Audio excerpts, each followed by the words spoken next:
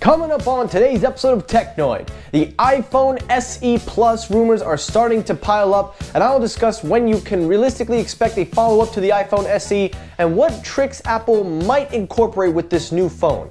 Also on today's episode, the long-awaited redesigned MacBooks are going to be coming soon in the second half of 2021. I'll explain exactly what you should expect and what probably not to expect. And lastly, a patent was filed by Apple for the Touch Bar model MacBook Pros, and it looks like we will be seeing Force Touch integrated with those Macs. All of that on today's episode, so stay tuned.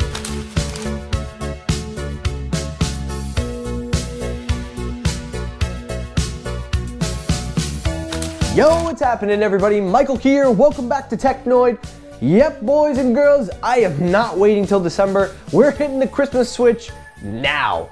Anyway, what's going on everyone? I hope you all are doing well. I hope you all are staying safe. Black Friday was yesterday and I took advantage of that. Had a great time going out with my friends. Had a really good time. I hope you all did too. Now quickly before the video starts, yes, we are going into the Christmas mode, so expect a lot of Christmas episodes coming. But if you enjoy the content and you enjoy what I bring to the table, please consider hitting that subscribe button and turn on your notifications so you do not miss when I upload. And to my returning subscribers, thank you as always. Make sure you hit that like button and follow me on Twitter at Technoid12.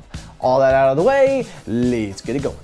So story number one, the main story, the iPhone SE Plus.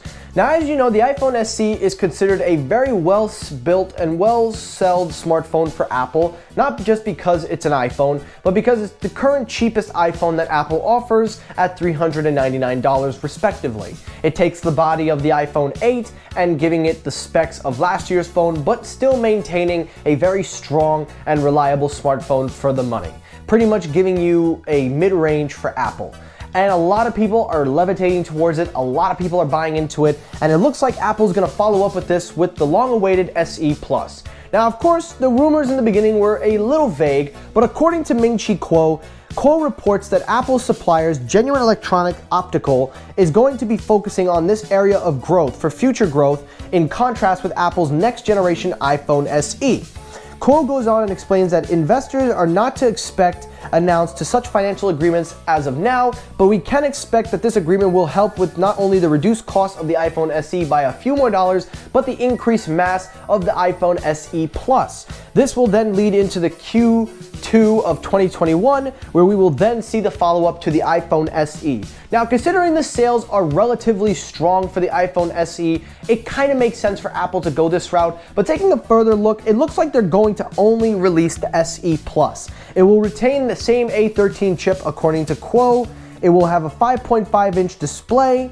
The SE Plus will have an updated version later 2022, but not the Plus, I mean the SE. And taking a look at Kuo, it seems that the iPhone SE Plus will basically be an iPhone 8 Plus body with a few minor tweaks. Now, I have a small speculation, but I don't know why, but I feel like not this phone, but maybe the next iPhone that's supposedly in the mid-range is going to get that Touch ID built into the power button.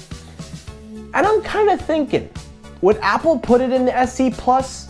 I mean, of course it is a mid-range. It would make sense for them to do that in some areas, but on the same breath, I don't think they would, but it is a way to cut down costs by not just using only the screen. You give a better display, but that's just a speculation. But taking a look further, Kuo goes on and explains that we should expect this again in the second half of 2021, the earliest. So don't expect a follow-up for a little bit of time, but I will say the SE Plus is definitely a must-have, and Apple should definitely get on that fast, because a lot of people, while the SE is a great phone, everybody likes a bigger phone here and there. So start ramping up productions, Apple. You know what to do. Story number two, let's talk about those MacBooks. Now these stories are going to kind of tie into each other as they all focus on the same models and same area, but I'm going to try to make it as quick as possible.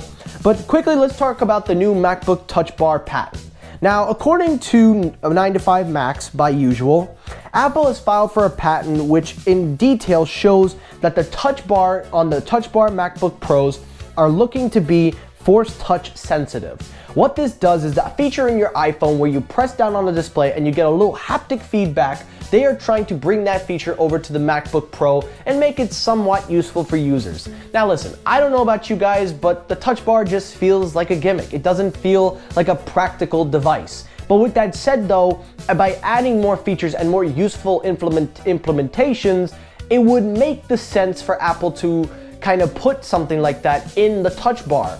But it comes off feeling like a gimmick, and I don't necessarily see this being a game changer, as it goes on to even say that it will basically just be smaller interactive OLED strips that'll be used in only the MacBook Pro. Now, of course, again, some people like it, some people don't, but to me, it feels like a gimmick, and honestly, Apple, I'm not digging the Touch Bar. I haven't even used it on my 2017 model, so go ahead, I guess. And last story, let's talk about those redesigned MacBooks. Once again, coming from the man, the myth, the legend himself, Ming-Chi Kuo.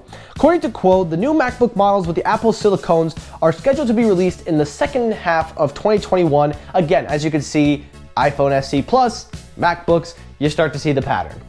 Seems like we're gonna get a big second quarter for Apple. But anyway, according to Kuo, it seems that the 14 and 16-inch redesigned MacBook Pros are the first ones up, as we did get a new MacBook Pro from the 13-inch, I believe, the model. But of course, it seems that they will be redesigning it to make a 14 and 16-inch as well, with the Apple silicones respectively. Kuo goes on to saying that on top of the MacBook Pros, Kuo expects that there will also be the long-awaited redesigned 24-inch iMac and smaller version of the Mac Pro.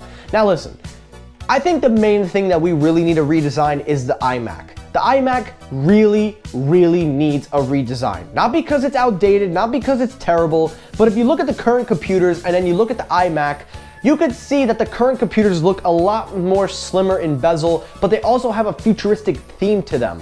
And I feel like the iMac has been slacking on that for a while. While it is a good machine, best all-in-one in class, it definitely can use a refresh. So let's hope Apple does that, but that's according to Kuo. And lastly, he goes on to ramble talking about the new demand for the iPad Air, how there's a lot more exceeding expectations, and then of course things I've already talked about like AirPods and all that.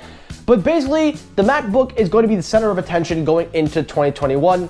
It seems like Apple has a lot of ambitions with the MacBooks, from the Touch Bar with Touch ID and also that force sensitivity feature to now the redesigns. It seems Apple is trying to catch up. Seems that the Mac is starting to make up a lot of sales, and for good reason. You look at people in their house, they can't go out, they can't go to their jobs, so an increase in home or consumer electronics, especially in the Mac department, that's gonna boost their sales by a lot. So I'm really excited to see what Apple brings to the Mac, and I'm excited to see how they innovate on this. Let me know your thoughts down below. What do you think of all these features? And that's it for today's episode of Technoid. Now guys, I really hope you enjoyed this episode. If you did, hit the like button. If you disliked the video, hit that dislike button. That helps circulate my videos as well. As always, everyone, thank you so much for watching. Take care and peace!